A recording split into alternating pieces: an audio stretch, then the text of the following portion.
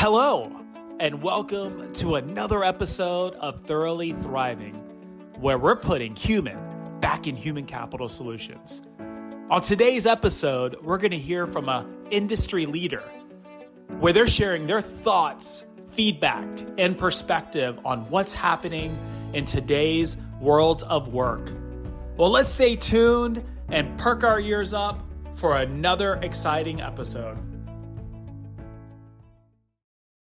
Well, welcome to another episode of Thoroughly Thriving. And we have an amazing guest on with us today, someone that I met roughly a year ago and have had the pleasure and honor of getting to know and track and even seek advice from. His name is Brad Lozan, and Brad is the managing director of Concuir Inc., a consulting firm dedicated to enhancing the lives of its team, clients, patients by offering strategic project delivery resources to leaders in the pharmaceutical, biotechnology, medical device industries, and with a strong background in GXP professional services. So Brad is certainly passionate about fostering a culture that empowers individuals to achieve their personal and professional goals. And listeners, I can tell you his commitment to excellence and collaborative partnerships has made a significant impact in the wider healthcare sector. So welcome to the podcast, Brad. Thanks. Lovely intro. I appreciate it, Darren. Absolutely. Yeah. I've had, as I mentioned, it's been great getting to know you and some of your colleagues over the last year. And I've been thoroughly, pun intended, Brad, thoroughly impressed with the progress that Conquer has made in the market, and really how you've leaned into fostering, as I mentioned, a strong culture within your team, and that certainly resonates into the people that you support, the projects that you get to work on. Um, and when I think about Conquer, I think about an inside out job and your concerted focus with taking care of your team, and then the dividends, the results are just being able to have a strong culture that, again, is prominent out there. But Brad, as I kind of reflect back on your career from doing the due diligence, from having those meetings with you, over 25 years in life sciences, how have you seen the landscape evolve, and what key trends do you believe are shaping the wider life science community and industry at large? Yeah, wow. And in reflecting over that much time and remembering back to 2000 or so when I started out of school, I started working for Baxter. That was up in Glendale. They're still there right now. It's not called Baxter, but it'll always be Baxter in my heart.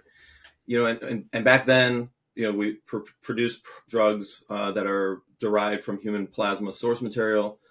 Back then, I kind of figured that's going to go away because we have facilities over in Thousand Oaks that do synthetically derived material. That's the wave of the future. Completely wrong. That site now is multiple times bigger than it ever was, big around the world. It's not going away. So I learned that I'm not super good at predicting where the industry is going to go in 25 years. So instead, I'm really more going with the flow and making more real-time analysis of what's going on. So there's constantly, decisions being made about whether or not you're going to be manufacturing in-house, how much are you going to contract out, what country are you going to prepare materials in, what's the impact of that going to be, dynamic changes to that happen on a near daily basis. So I think it's a matter at this point of just getting folks with deep experience in various areas. If you got market access and so forth, then you go with the best data that you have now to act.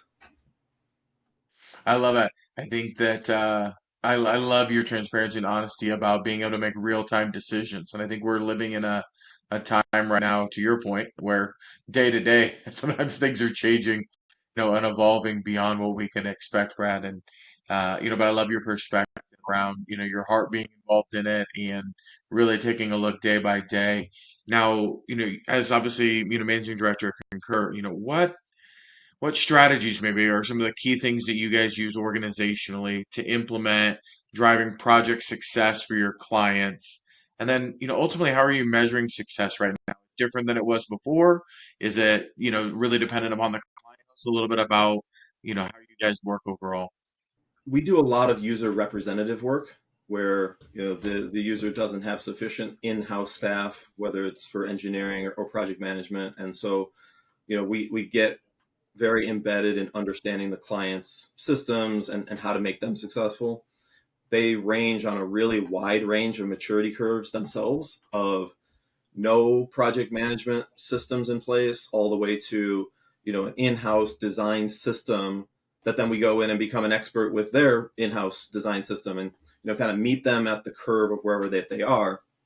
But I'd say one of the things I see a lot is clients that don't even really know what a good project manager could do. They're like, we don't really need a project manager. The lead scientist will just kind of take care of it because they want the project to be successful. So they'll make it happen. Or, you've got a project engineer who is very technically strong in their process. And they say, okay, also just manage the project. So if they've never seen what a predictive project manager that could do to say, okay, you have limited resources, you have limited time. What's the most important factor for us to work with if things change? And how could we predict? If we have an extra $100,000 to work with, what should we spend it on that's going to ultimately drive the goals of this project most successfully and give us the best rate of return? How could we predict where failures are going to come? So we'll do things like a project health assessment where you ask yourself for every resource involved in a project, do they understand their role? So it's like the get, so we call it GWC, get, want, and capacity. Do they even understand what they're doing? And in a lot of cases, it's no fault of their own. You put that scientist in that role, they understand the science, but they don't understand the project management. So then you'll go and see how are we going to remediate the fact that there's a gap in the project health because this person doesn't really understand fully their role. Maybe also somebody on the project doesn't really want to be doing this. So if you talk about trying to align things to people's life and career goals, finding out if your project team really wants to be doing the things that they're on the project on is really important. That can help drive how you incentivize your project team. Now, you have to earn a lot of trust with people before they'll tell you if they want to be on the project or not. So sometimes it'll more manifest with the question of asking about capacity.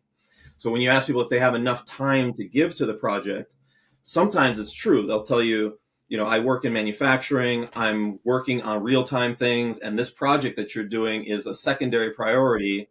So I might not be able to contribute to the user requirements like I should.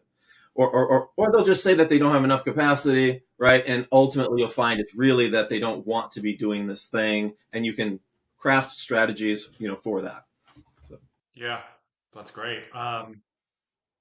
Brad, from understanding from an outsider's perspective, the solutions, the capabilities that Concur has across pharma, biotech, and medical device and diagnostics, um, given your deep expertise and breadth of experience in professional services, in your opinion and your assessment, what are some common challenges that companies face in maintaining compliance? Um, and then how can they effectively address them? Again, I would say, we have a wide spectrum of clients. And so, we have clients on one side of the spectrum that will call us because they've gotten in trouble. And so they may be in a spot where they've gotten away with things for a really long time. And so internally, even they may believe that the things that they're doing are acceptable because they've been doing them for a long time. So we'll talk with even prospective clients like that to understand what is their commitment to fix their problems. And so we've turned down multiple clients essentially where we found that what they're really trying to do is do the minimum. Like, okay, we got a 483 and it said that we did this thing, so we want to fix exactly this thing. And they don't realize, they don't want to go on that kind of journey of what caused that thing to go wrong. What are you going to do so that that sort of thing doesn't continue to happen? And how are you going to really demonstrate to the FDA that you've really learned your lesson and that you're going to be improving on a compliance journey? So we'll just turn those folks down because it's just a waste of time and we don't want our name associated with ultimately a big failure. But we also see firms that go too far, so the pendulum can swing, and it swings so far to try to fix everything in a way that will not work for sustained business. And so they may make these sorts of commitments, they do way too much, they achieve short-term regulatory success, but then maybe they aren't even in business anymore several years later. So, working with clients to do appropriate, sustainable fixes that work with the business is really important to find, the right kind of target for sustainable compliance. Yeah, that's great. Um, Look, I really, really appreciate your perspective and really outlook on that because as an organization, as Thorough Group, we've been in business for 13 months, been in the industry for quite some time, not too far behind yourself. And what I found in my 23 years of being in the industry is um, there's a couple of different clients that really could benefit from our solutions. And there's clients that come to us, Brad, and are more fixated on where they fell, but not where they tripped. What was the causation? What was that inflection point to where, they don't have the right people in the right seats, or they're just not utilizing services adequately or in the appropriate fashion, or even how they're looking at things. And for us, it's been a just to be fully transparent. We've had to say no to some clients so we can say yes to the right ones. And from your last response, that's one of the key takeaways I just took from it. And it's hard for a company that's been in business for 13 months to say no, but on the other hand, it's allowed us to say yes to the right clients that are really focused on where they may have tripped in their development process, and how they're managing their talent in the appropriate fashion. There's a variety of ways. So I appreciate that. Yeah, no problem. I guess I've also been in the industry on both sides, being like in the role of, engineering director for a client, and then also the consulting side. I think probably about the 15 years or so mark. And so some experience in just taking on any client and then realizing how much time do we spend in meetings talking about clients we should not have brought on. So our whole process, the whole time that we've been running Conquer, has that filter in place to find clients that really want to be successful and that are really great to work with. So we end up, our team is really happy to work with our clients. Our clients are happy working with our team. The calls and emails that I get, it's constantly about how great people are and don't take this person away from me. They're great. And, not the other thing that happens. So we just avoid that at the beginning. Yeah, it's really smart, Brad. And I love how you identify, the client's willingness to go about it the right way and to really make the appropriate changes with obviously understanding what is too far. I think there's a lot of intentionality behind that, and I think whether clients want to appreciate it in the moment, I think they will, ultimately appreciate it when they get the results they're looking for.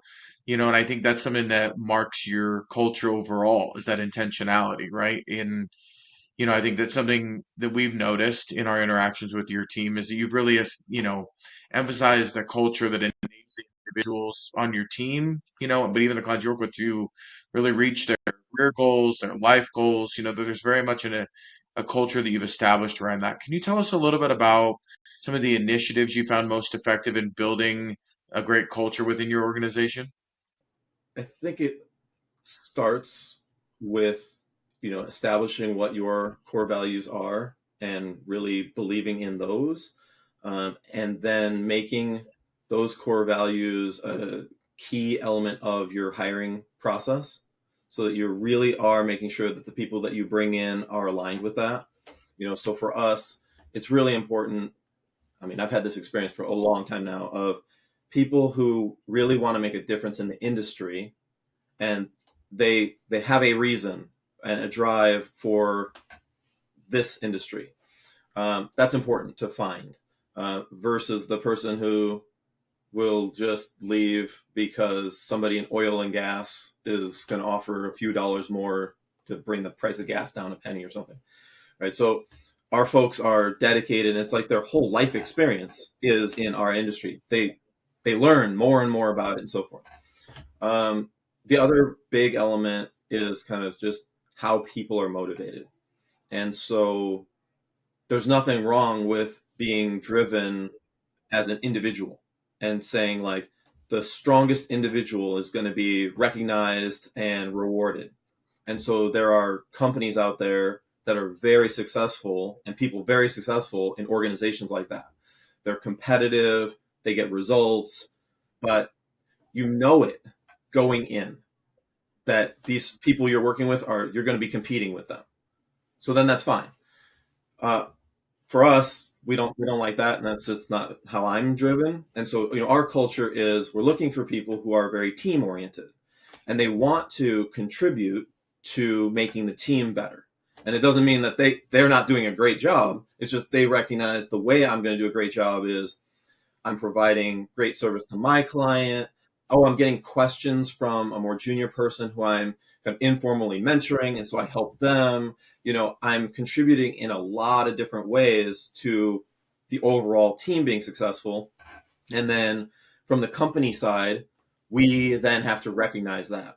So you can't say that we're team oriented and then say all the incentives just go to things that are just purely individual based, and not recognize all the great contribution of the team. I guess also in my experience, I've seen that it's also very difficult to really know the full impacts of teamwork, because great teammates, they're working together. They're out doing podcasts. They're doing all kinds of stuff that you may not even know they're even doing, just that benefit the team overall. Obviously, we're doing this because we really believe in partnering, and that's a big part of our industry and industry success. Is when the client asks, "Hey, do you have somebody who can fill in the blank?" That we know, okay, we've worked with you guys before. We know what your values are. We know we have confidence that when you send somebody a person, it's not just you're just a volume based thing, right? You're like, nope, you can actually trust this person that they're providing. So that's it in a nutshell. One of the first things that we did um, when we started the company is our bedrock, our foundation is our core values. And everything, we're either supporting those or we're not.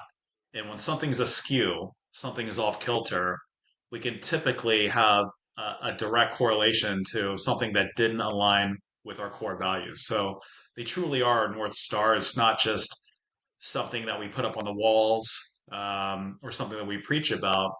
Um, but I also believe that culture and core values, I've talked about this on previous podcasts, is what you ignore. You know, it that says more about your organization, the things that you ignore, because, we can certainly put our core values, put it on our screensavers, put it, in our offices and things like that. But it's what we're ignoring. And actually that's a relevant question that we ask a lot of our clients. What are some things that you haven't addressed that need to be? Because that helps identify a good culture fit. Because that's just as important as a technical aptitude fit as well. Absolutely. I think we do a lot to make sure that people speak up, and that they have a lot of different ways to make sure that they're heard. And then, they witness plenty of examples to see that they're not penalized in any way for that speaking up. That the only way that we get better as a company and really as a society is here's a thing that's going on that is not right. And we're going to say, no, this is unacceptable. And if we lose a client because there's a situation going on that's not right, well, that's not a problem, right? It's better that we found out now that it was a problem and we move away to clients that are making society and our industry better. So, agreed. Brad, reflecting back on your career and building Conquer, um, have there been pivotal moments, decisions that have significantly influenced your professional journey? And what lessons have you learned from those? So one that was popped to mind, I started a construction company back in the about 2006 area when I was working as an engineer at Baxter, and you couldn't find a contractor to do work. So I was like, hey, well, why don't I go out there and I'll be a contractor? And ran that construction business for 3, 4 years, something like that. And, we had the housing collapse, construction collapse, and all that. But part of what I learned was I didn't really like construction. So I'm running a construction business and I'm not spending my time learning how to be excellent in construction. Um, so there wasn't really the passion for it. And so later in starting businesses, I said, I got to start something that I actually really enjoy and like what brings me joy. So, I've done personality assessments and they'll tell me that I enjoy coaching and mentoring. Um, I don't like writing. Doesn't mean I'm not good at writing, but I don't like writing. It doesn't bring me joy. So I know that I should not sign up to do the company blog or this would make me miserable. Um, but because of that, I know when we hire people, it's just really important to not hire somebody into a role that they're willing to do, right? You're really trying to find what do they want to do. And it's better for us. Sometimes we'll have a job posted and somebody comes in and they're not really a fit for what was posted, but we figure out that they're actually passionate about something else and we can get them into something else that actually more so aligns with their actual passion and drive, and then everybody's much more successful. Um, I guess the other would be like going even further back to coming out of school initially. There's a big switch that happens between as an engineer, I'm a chemical engineer by training, and they teach you how to be right. And then you get out into the real world, and being right is, I guess, less and less relevant every year of my existence. At the beginning, you'd really be battling to be right, and by now I'm like, no, there's no point at all, right? You realize like all these people who you're working with have deep experience in each of their different things, and what you really have to do is be able to collectively gather all of that intelligence to come to what are we going to do, right? What's the decision that's made as a group, and how do we kind of build this relationship? Because more than likely, you're going to work with the people who you're around for decades.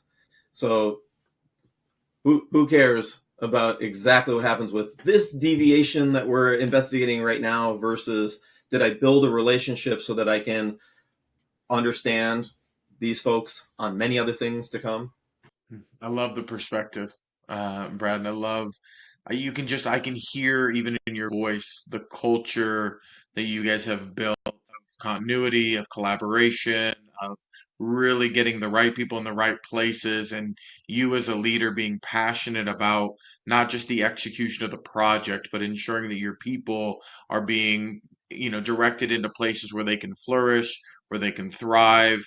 So much about our podcast here, even Thoroughly Thriving, is really helping people to find their lane and be able to gain more knowledge and understanding so that they can thrive in whatever it is they're doing. And it really comes across very, very clearly, Brad, and just even your answers and some of your responses, that that's a passion of yours as well, that you want your team to thrive, even to the point of who cares about being right about this one little thing. We want to be able to thrive and move forward. And even from the top down of how you guys identify clients and culture and everything, very intentional about the thriving of the entirety both of your organization and the organizations you support, which I think is an incredibly unique thing, especially across our industry. I think people will specialize in one element or another, but this is definitely one area that I think covers across all spheres of the things that you'll be able to put your hands to and things. And we've been impressed with you and your organization at Conquer from day one. So thank you for joining us on the podcast today.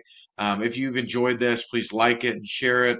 We'll place Brad's contact information for his team at Conquer in the show notes as well to get a hold of them. Amazing work that they do. Thank you, Brad, for joining us today.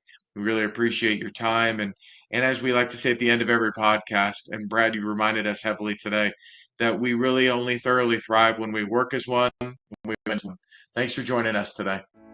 Thank you for joining us today for another great episode of Thoroughly Thriving. If you enjoyed today's episode, please feel free to share it with those in your world. If you'd like to learn more about the Thorough Group, please go to thoroughgroup.com. And remember that we will all remain thoroughly thriving if we continue to work as one and win as one.